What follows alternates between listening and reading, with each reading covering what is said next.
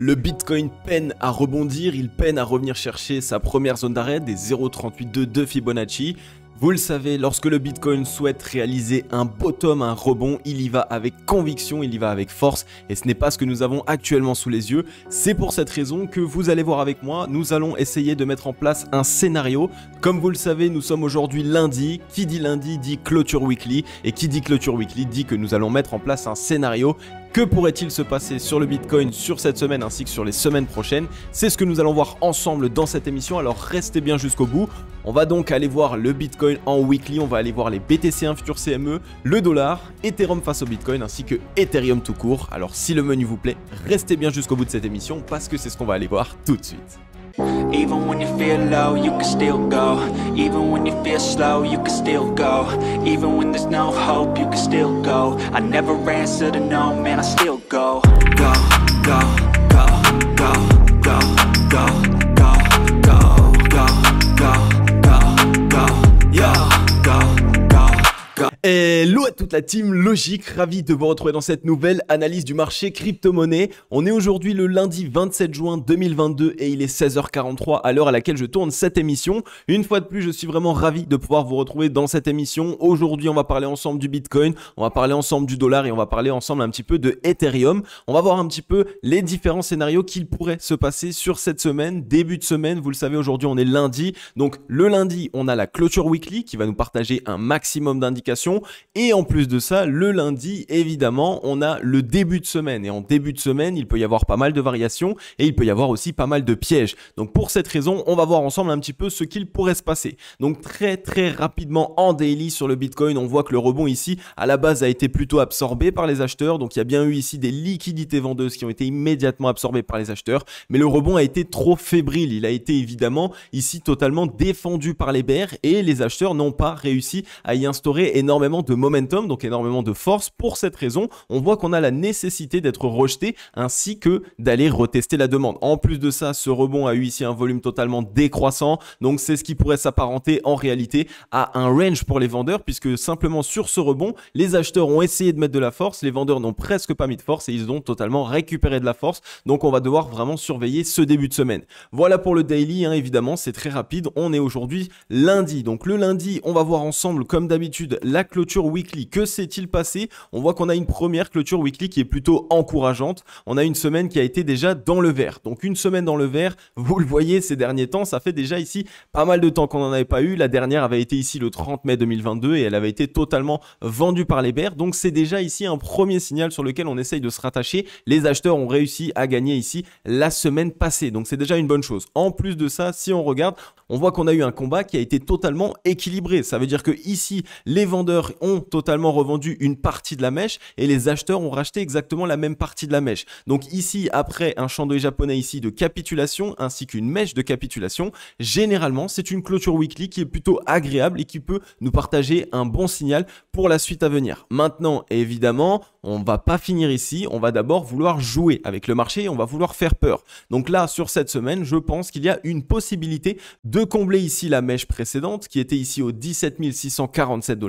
Et après, il nous faudra donc voir une mèche totalement rachetée, donc des liquidités acheteuses qui absorbent ces liquidités vendeuses. Pourquoi est-ce qu'on reviendrait combler cette mèche? Deux possibilités. Premièrement, le fait de revenir combler une mèche, ça permet de liquider les positions qui n'avaient pas été liquidées. Une mèche ici de liquidation ne vient pas liquider toutes les positions. Il y arrive ici que des fois juste à certains niveaux ou alors que juste par la suite, il y a eu de nouveau des stop loss qui se soient repositionnés. Et donc de cette manière, le fait de repasser ici une deuxième fois permet de totalement liquider tout le monde avant, pourquoi pas par la suite, d'essayer de repartir à la hausse. Ensuite, deuxième indication, vous le savez, cette mèche ici de liquidation, elle a eu lieu un jour de week-end. Et donc malheureusement, ça n'a pas permis ici d'aller combler le gap des futurs CME qu'on va aller voir tout de suite ensemble par la suite, qui est environ ici entre les 18 000 et les 19 000 $, donc notamment directement sur cette mèche. Et troisième indication, si on prend du recul, je vous rappelle que on avait ici mis en place Fibonacci, le retracement de Fibonacci depuis le mouvement ici du crack Covid. Donc on a regardé un petit peu où était la zone de rechargement acheteuse et on l'a directement à cet endroit-là avec les 0,786, donc la fin de la zone de rechargement acheteuse aux 17 871 $. Donc je pense que cette zone pourrait revenir être testée sur cette semaine, sans doute début de semaine, aujourd'hui, peut-être demain, peut-être jusqu'à mercredi et par la suite, il faudra absolument du coup qu'on assiste à des liquidités vendeuses qui sont absorbées par les acheteurs. On veut voir à nouveau une mèche totalement rachetée, ce qui pourrait permettre ici, un petit peu ici sous les radars, de mettre en place en réalité un double bottom et dans ce cas-là, essayer de se relancer pour cette fois-ci, comme vous le voyez, aller retester les mèches précédentes. Et en plus de ça, on a pas mal de gaps à aller combler par la suite haussier. Donc là, comme je vous en avais expliqué, je vous en avais parlé la semaine dernière, on est à ça d'aller combler un gap qui est extrêmement long terme depuis décembre 2020.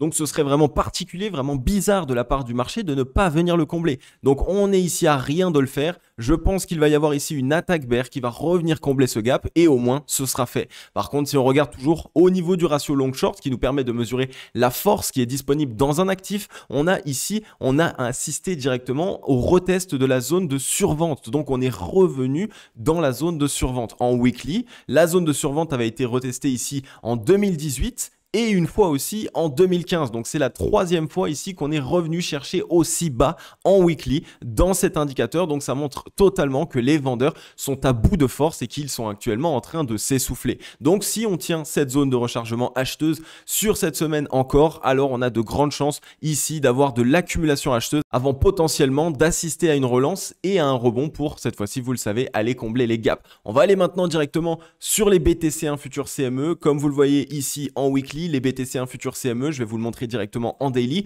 On a ce gap à venir combler que je vous ai matérialisé entre les 19 190 $ et les 18 585 $. Donc il est immédiatement ici.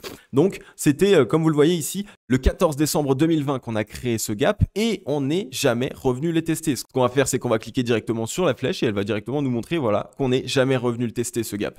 Donc directement ici, on a de grandes chances d'aller chercher ce gap. Je vous rappelle que ici, le premier mouvement baissier qu'on a entamé, donc directement pour casser ce range ici sur la journée du 13 juin 2022, c'était pour combler un autre gap qui était entre les 26 000 et les 24 480 $.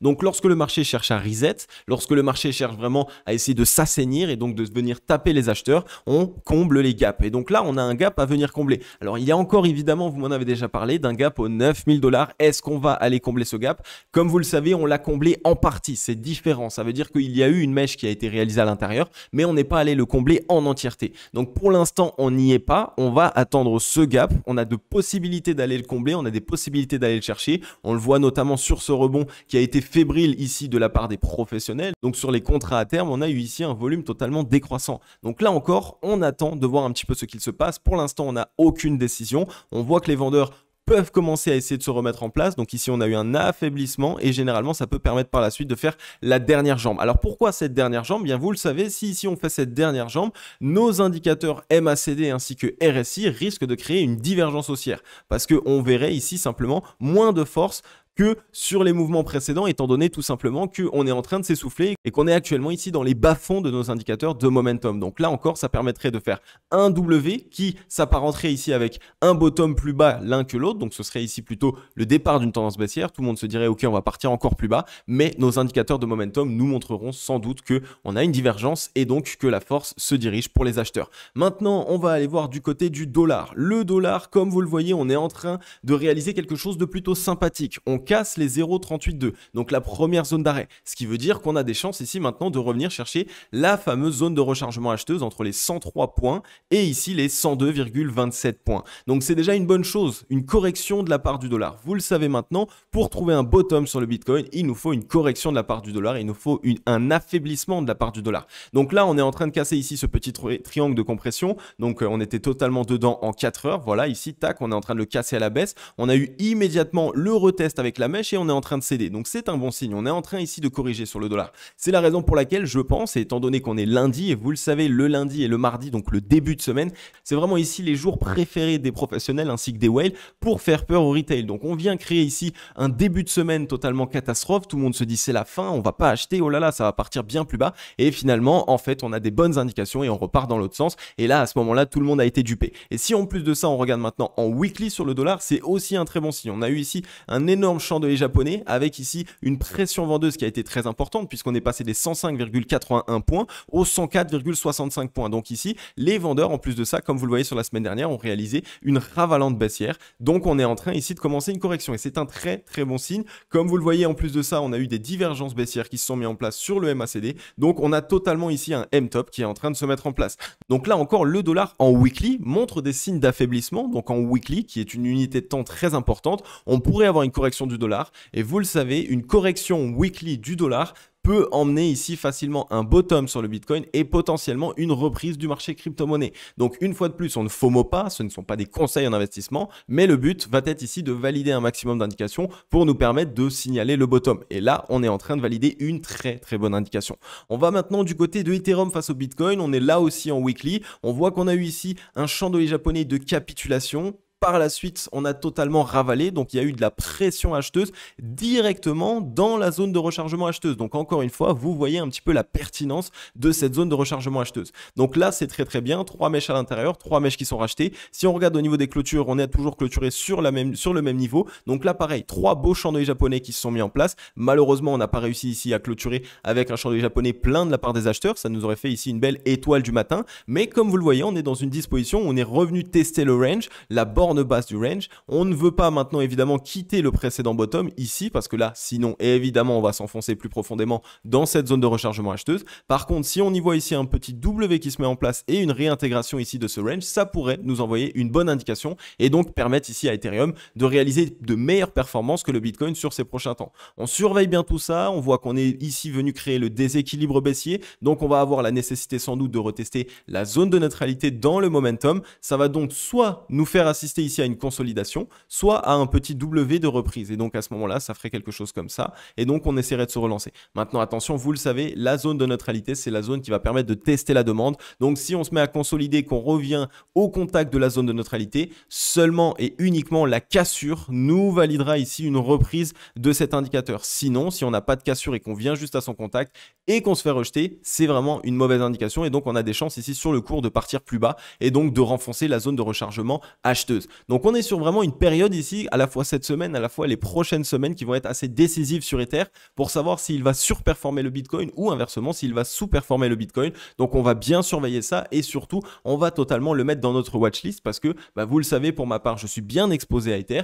Sans doute vous aussi vous êtes bien exposé à Ether ou alors vous êtes bien exposé à Bitcoin et donc notre but c'est d'avoir la meilleure stratégie possible à la fois en termes de sécurité mais aussi en termes de rendement. Et maintenant on va aller directement sur Ethereum. Ethereum ici on voit en weekly pareil, on a sauvé la zone de rechargement acheteuse, donc les 0,786 de Fibonacci au 1099 $. On a eu ici deux clôtures au-dessus, très très bon signal là encore, ça nous montre totalement que la zone de rechargement acheteuse est en train de jouer son rôle. Donc il y a réellement ici des liquidités vendeuses qui sont absorbées, donc des acheteurs qui se présentent et donc à ce moment-là on commence à avoir un maximum d'accumulation d'un actif. Tant qu'on ne vient pas casser donc en clôture les 1100 $ tout rond, 1099, alors à ce moment-là Ether ici risque de venir consolider ou alors d'implémenter un W dans cette zone de rechargement acheteuse étant donné que c'est une zone très très long terme. Et comme vous le savez, si Bitcoin lui vient combler sa mèche, alors on risque de le faire par la même occasion ici sur Ether en début de semaine. Donc laissez traîner des ordres, vraiment c'est important. Vous pouvez totalement ici choper de l'Ether à bon prix et vous le savez, si on revient sous les 1000 $, ça reste ici un Ether de manière très long terme à très bon prix. Donc surveillez bien tout ça. On voit que là on commence à avoir ici des mèches de capitulation, donc des combats acheteurs qui sont réalisés à chaque fois ici qu'on a de la mèche, à chaque fois qu'on a une mèche qui est rachetée par les acheteurs, à chaque fois on voit que ça crée un très fort volume, donc que les acheteurs sont très présents sur ces mèches. Donc à surveiller là encore, ça nous montre une bonne direction de la part des whales. On est ici sur un W encore une fois, on a un bottom plus haut que le précédent, donc on a vraiment ici des liquidités qui sont en train d'essayer de se déverser pour les acheteurs. Donc là encore à surveiller, on risque d'aller de toute façon tester la demande sur la zone de neutralité et si on assiste à une cassure, alors Ether risque d'avoir une très très belle reprise. Là encore, il reste totalement Bitcoin dépendant, on surveille bien tout ça, mais une fois de plus, on risque d'avoir de très très belles opportunités, donc laissez traîner des ordres.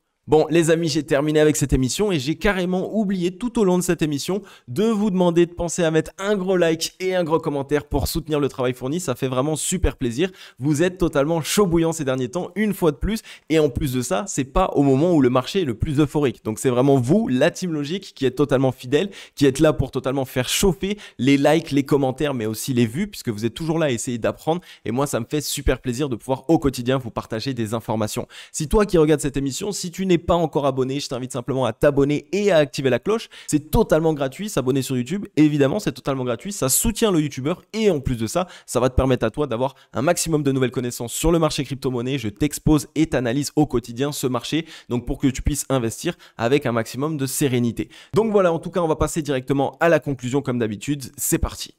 Ok la Team Logic, j'en ai fini avec cette émission. Comme d'habitude, j'espère qu'elle vous aura plu un maximum. En tout cas, moi, j'ai vraiment kiffé vous la réaliser. Ici, cette petite analyse lundi, donc petite analyse weekly. J'aime énormément faire ça, généralement prendre le temps le lundi de faire une analyse plutôt moyen et long terme. Que se passe-t-il? On a eu la clôture weekly, elle nous partage de toute façon des indications. Et vous le savez, le weekly, plus on est long terme, plus on a des clôtures qui sont importantes et qu'il faut analyser. Donc j'espère que vous avez bien compris ce qu'il pourrait se passer. Ici, un début de semaine en frayeur, en panique, en catastrophe avec 2-3 jours baissiers, même peut-être de manière très brusque, puisqu'en plus de ça, on a vu énormément d'altcoins pump dans tous les sens. J'ai vu beaucoup de personnes se remettre à nouveau à trader les alts, à nouveau à essayer de rebag leurs alts. Et donc, vous le savez, à un moment donné, le marché, avant de vouloir se relancer, on a la nécessité de venir faire capituler ou alors de laisser traîner une mèche pour venir liquider toutes les personnes qui ont été trop euphoriques sur ce bottom. Donc, une fois de plus, on surveille tout ça, on laisse traîner des ordres. Ça peut être extrêmement intéressant sous la mèche précédente ou au niveau de la mèche précédente au cas où on vient juste la combler ou la retester. Comme je vous l'ai dit, les mèches sont généralement amenées à être retestées ou non loin, donc n'hésitez pas, ça peut vous permettre d'acquérir certains actifs à de très bons prix. Donc voilà les amis, en tout cas moi j'ai kiffé vous faire cette émission. Si vous aussi, n'hésitez pas à mettre un gros like et un gros commentaire, et comme d'habitude on se retrouve d'ici peu dans la prochaine émission. Je vais vous souhaiter à tous et à toutes une agréable journée ou une agréable soirée. C'était Crypto Logic, ciao, bye bye.